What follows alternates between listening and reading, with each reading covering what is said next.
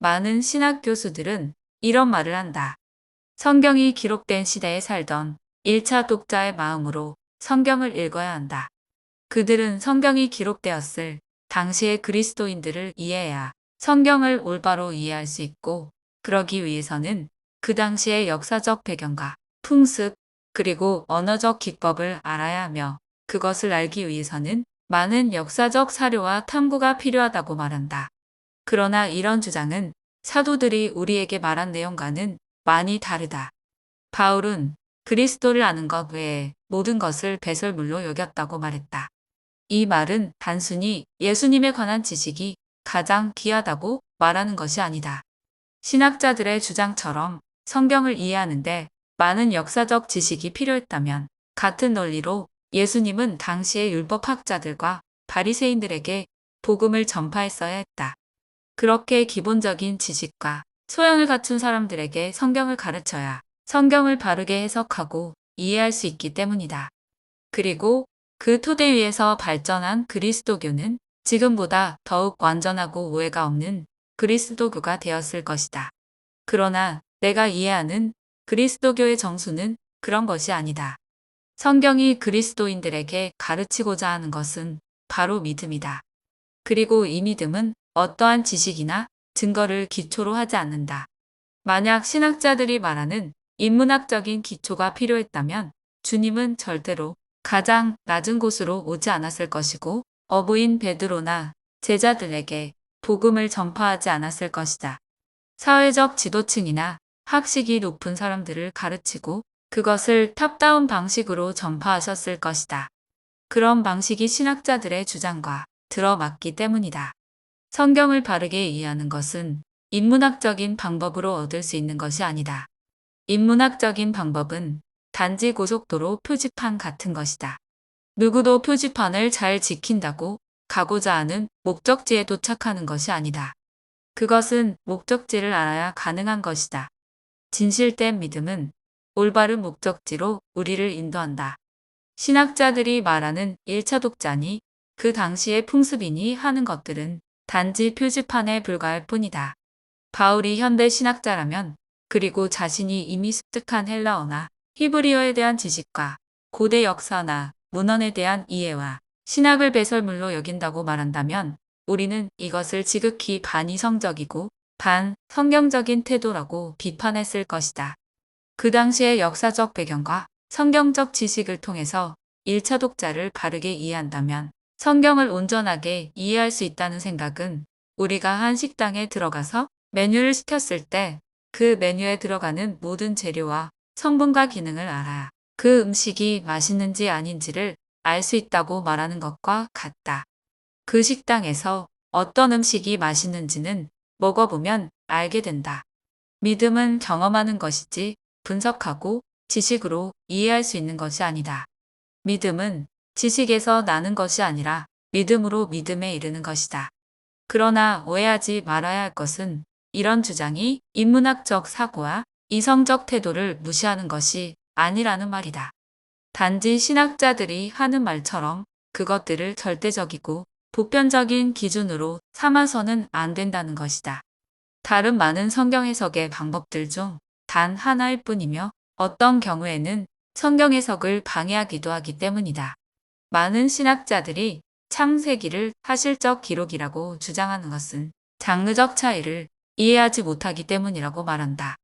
고대인들에게 창세기와 같은 천지 창조에 관한 이야기들은 자신들의 기원이나 시작을 설명하는 내러티브라는 것이다. 그렇기 때문에 창세기의 이야기는 단지 고조선의 단군 신화나 세계의 창조 설화들처럼 기원을 설명하려는 고대인들의 내러티브이며 이야기일 뿐이지 사실은 아니라는 설명이다. 우리는 설명할 수 없는 것을 설명하려고 할 때 말문이 막힌다. 그리고는 말이 안 된다고 말한다. 불가능하다거나 거짓이라거나 허구라고 말한다. 이런 우리의 설명과 이해의 기준은 간단하다. 이성이다. 이성에 맞지 않는 것은 모두가 반이성이 된다. 그러나 우리가 가지고 있는 판단의 기준이 완전하다는 생각에서 벗어나야 한다. 히브리서에는 믿음을 설명하는 장이 있다.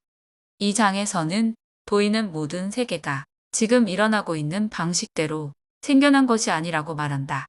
믿음으로 모든 세계가 하나님의 말씀으로 지어진 줄을 우리가 아나니 보이는 것은 나타난 것으로 말미암아 된 것이 아니니라.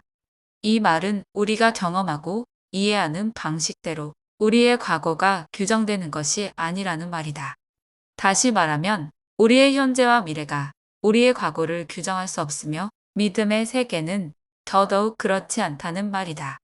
현대사회에서 사랑의 의미는 가족과 남녀 사이에서 겨우 명맥을 이어오고 있다.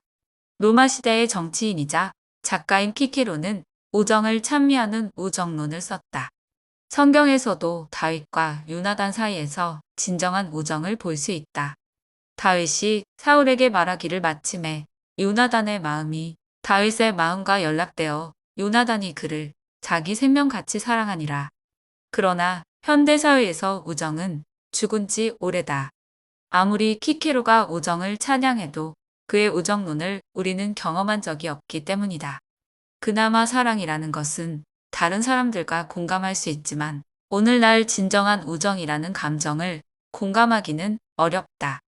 과거에는 자주 쓰이던 언어들이 사어가 되어 지금은 어떤 의미로 쓰여졌는지 모르게 되는 경우가 있다. 훈민정음 당시에 쓰여졌던 몇 개의 음절들이 남아있으나 우리는 그 소리도 그 의미도 알지 못한다. 단어도 마찬가지다.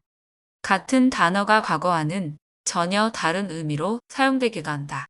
개부럽다 같은 것들이다. 이렇게 창세기에 나오는 천지창조나 성경의 기적들은 현대인들의 사고방식으로는 이해할 수 없는 한계가 있다. 그러나 믿음의 세계는 현대나 미래의 가치관으로는 불가능해 보여도 현대인들이 알지 못하는 과거의 논리가 숨겨져 있다. 그것이 바로 믿음이고 믿음은 우리가 보지 못한 과거의 일들의 증거가 되고 과학적이지 않은 사실들의 실제가 된다. 믿음은 바라는 것들의 실상이요. 보이지 않는 것들의 증거니 선진들이 이로써 증거를 얻었느니라. 우리는 믿음이나 기적이 사문화된 시대를 살고 있다. 과학과 이성이 기적과 신의 자리를 대체하고 있기 때문이다. 우리에게는 이성도 필요하고 과학도 필요하다. 그러나 기적도 필요하고 신도 필요하다는 것을 애써 부인하고 있다. 우리가 이해할 수 없는 것을 단지 이성과 과학으로 부정하기보다는 이성과 과학을 초월하는 또 다른 무언가가 존재한다는 것을 인정하는 것이 믿음이다. 아직도 이 세상에는 말기암 환자가 살아나는 일이 있고 비행기 추락 현장에서 살아 돌아오는 이가 있다. 식물인간이 수년이 지나 다시 정신을 차리는 일이 있고 의학적으로 죽은 이가 다시 생명을 얻는 일들이 일어난다. 우리의 세계는 지금도 이성과 과학으로 설명할 수 없는 현상들이 일어나고 있다는 것을 알고 있다. 이렇게 설명할 수 없는 일들, 천지창조나 기적들을 설명할 수 있는 또 다른 설명서로서 믿음과 신이 필요하다. 우리가 믿음의 선진들을 따라가느냐, 아니면 하나님의 천지창조와 기적을 부인하고 이성과 과학의 한계까지만 신앙을 지킬 것인가는 각자의 몫이다. 그러나 믿음은 모든 것의 증거가 되고 모든 것의 사실이 된다는 경험을 우리 모두는 가지고 있다. 그것이 너무 작고 오래돼서 기억이 희미해졌을 뿐이다. 유주얼 서스펙트라는 영화가 있다. 5명의 범죄자 중에서 가장 바보 같은 절름발이가 전설적인 범죄자인 카이저 소재로 밝혀지는 반전의 영화다. 과학으로는 설명할 수 없고 이성적으로는 불가능한 사건, 천지창조나 많은 기적들을 보면서 우리는 정말 어리숙해 보이는 버벌 킨트를 카이저 소재라고 말할 수 없는 아픔을 느낀다. 영화 속 드러나지 않은 진실 때문에 우리는 버벌 킨트가 카이저 소재라는 것을 알아차리지 못했다. 그러나 영화 끝자락에서 그가 카이저 소재라는 증거들을 보여주듯이 욥이 하나님의 얼굴을 배웠고 자신의 의문과 억울함을 해결하듯이 그런 날이 올 것이다. 그러나 그 날이 오기 전까지 믿음은 우리의 의문과 괴로움을 안아주고 우리의 정신과 영혼을 넘어지지 않게 지켜줄 것이다.